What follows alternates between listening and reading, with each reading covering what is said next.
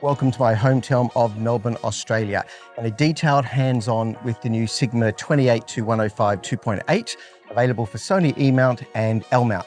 I'm road testing this lens around Melbourne with my Lumix S5 Mark II. The short version of this review is very simple.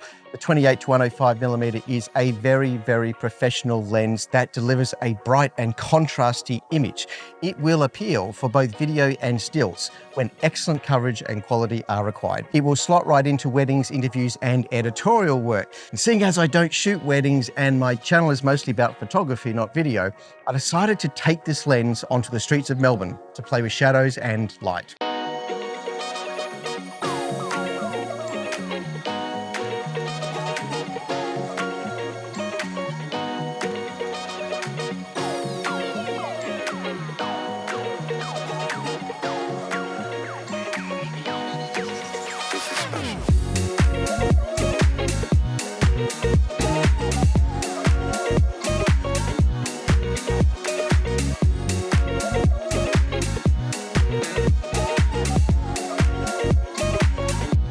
This is not a one-size-fits-all lens, which is good because I am not a fan of that level of compromise. I don't want a 28 to 600mm lens that tries to do everything but does it badly.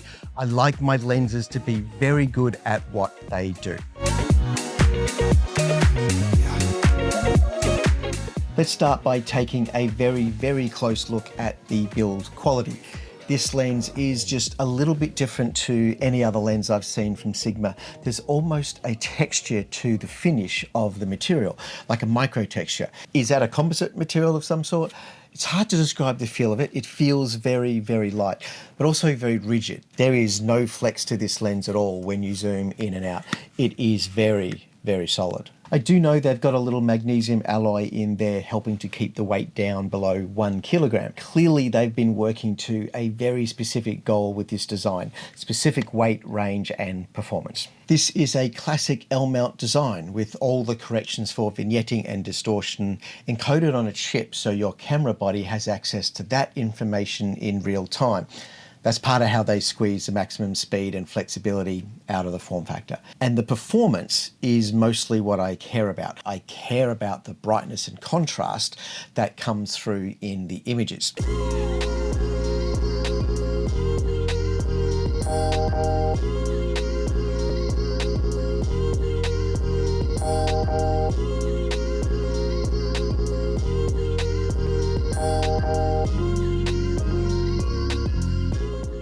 I've been shooting with the 28-105mm for a couple of weeks now, taking it out around town where I live and pushing into direct sunlight or moody skies and looking for where the urban environment matches up with this lens. And it delivers a very, very bright image and a very sharp image too. This is something perhaps that professional photographers take for granted. We're always choosing the best lenses money can buy, and so we expect a very high standard of image. Not all zoom lenses will deliver that standard. Affordable lenses come with compromise, and many folks will choose something a little less sharp or a little less bright, or with a wider zoom range. And they won't always expect the image quality that an art series lens delivers. Some people will shop for convenience instead of quality. Once you've spent a little bit of time with a lens like this though, it really does make sense. The autofocus is super fast. Its weight is nicely balanced with that of the Lumix S5 Mark II.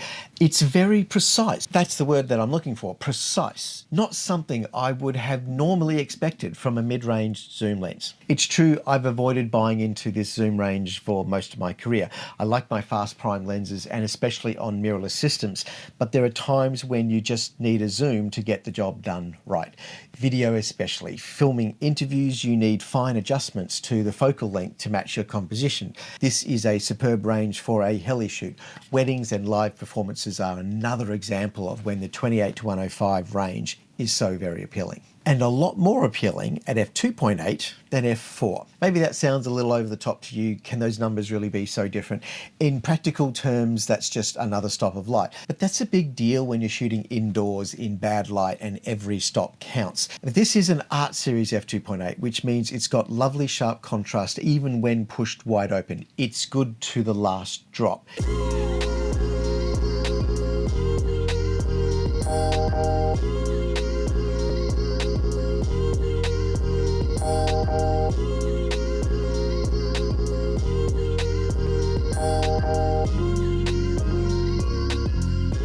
My photographic style is to shoot back into the sun, and I do this a lot. And one of the key ways I achieve that result is shooting wide open and letting a fast aperture smooth out the sunlight for me. I like shooting fast as I can go, so f2.8 versus f4 just means softer flaring and a little bit more character. And certainly on this lens, I've noticed you don't get ghosting in the way I see on a lot of other zoom lenses. They're doing something to keep that under control. Let me show you a couple of shots. One of them is at f2.8 and the next is at f8, just to show you more clearly how much the scene changes as you stop down the lens. If you like sunbursts, then f8 is fine. If you like soft and dreamy, then f2.8 is going to be your happy place. We also use this lens for filming interviews, and that was really, really great. Low light situations, indoors, we had options to go wide on the scene or to punch in tight. Interviews are exactly when a zoom lens is handy, just for those very fine adjustments to framing things so you get it just right. It's not hard to see why this lens will be popular for weddings and video and other situations where a mix of stills and videos is required. It offers you a little bit of flexibility and reach.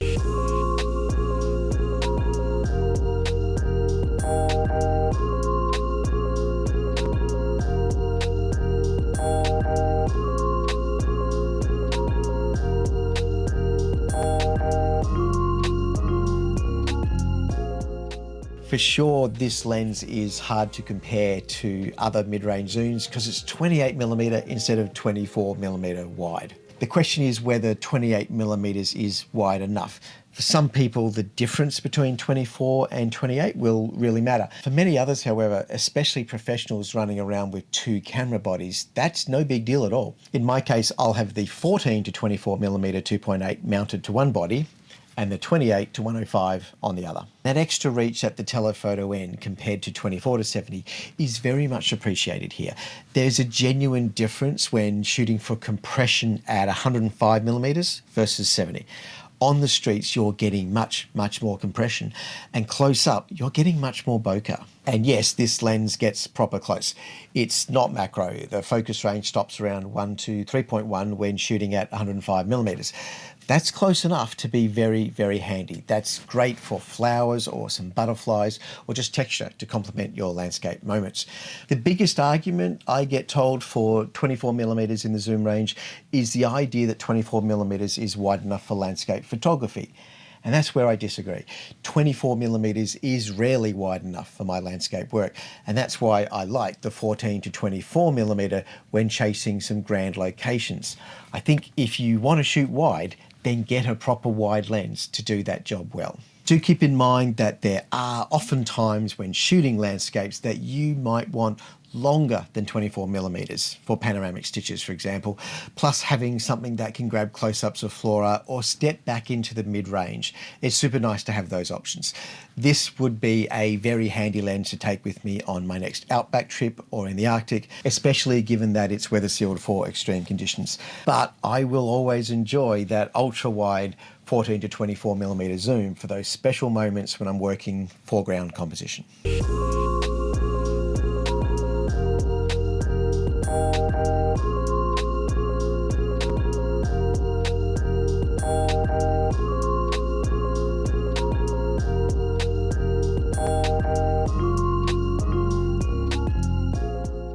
There's a handful of features on the barrel itself. You have the declicking on the aperture, which is extra nice when you're shooting video and you want smooth iris adjustments. We've got a lock button so you don't actually spin the aperture ring into the wrong place. And there are two programmable buttons on the lens which let you set things like near focus AF or just have quick access to ISO and shutter controls. You can set that on the camera. 82mm thread is consistent with some of the other Sigma zooms, such as the 28 to 45 f1.2 they released earlier this year. The first question lots of people ask is it heavy? And if you want to compare this lens to my 20mm f2 prime by Sigma, then sure, it is. But if you compare this to a 70 to 200mm f2.8, then no, it's just that little bit smaller and weighs less than a kilo. RRP is expected to be around $2,000 USD, which is not cheap, but also a lot less expensive than many comparable lenses. You don't get any image stabilization here. Not that I noticed that on the Lumix S5 II, because it already has it in the camera body. When you zoom into the detail of an image, what strikes me most about this lens is just how sharp the pictures are. It's a very bright lens and delivers lovely contrast. If you need strong mid-range coverage with fine control of zoom, then this lens is worth taking a close look at.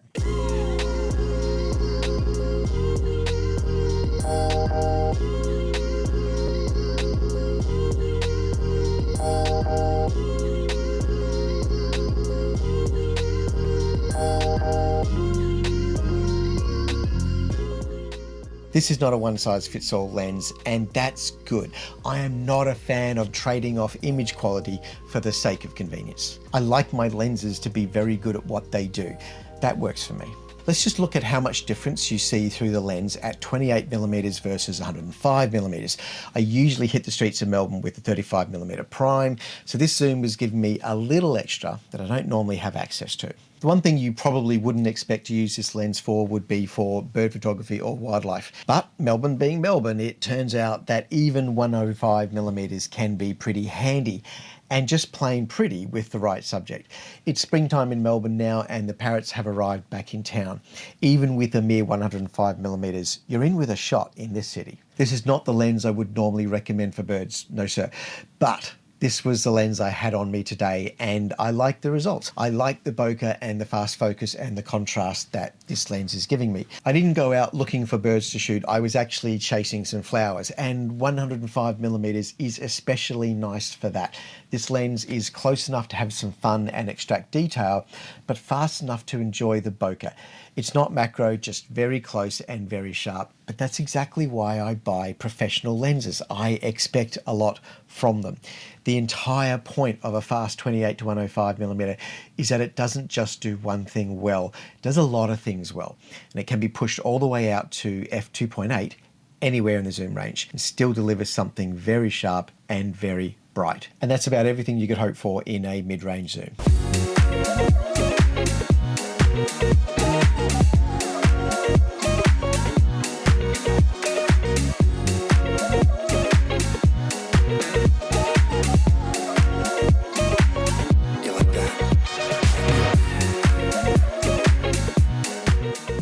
I hope you enjoyed getting to know my hometown a little better today and seeing Melbourne through the perspective of a new lens.